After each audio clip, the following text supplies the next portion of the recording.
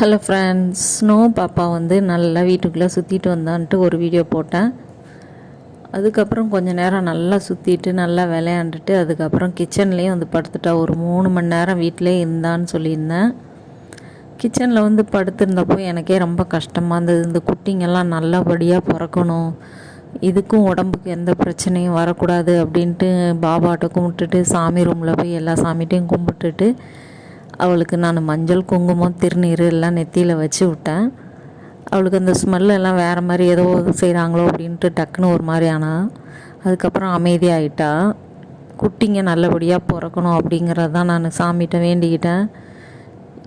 இவளுக்கும் உடம்புக்கு எந்த பிரச்சனையும் வராமல் இந்த குட்டிங்க பிறக்கணும், அது நல்ல சேஃபான இடத்துல குட்டிங்களை போடணும் அப்படின்னு வேண்டிக்கிட்டேன் கடவுள்கிட்ட. நீங்களும் வேண்டிக்கோங்க.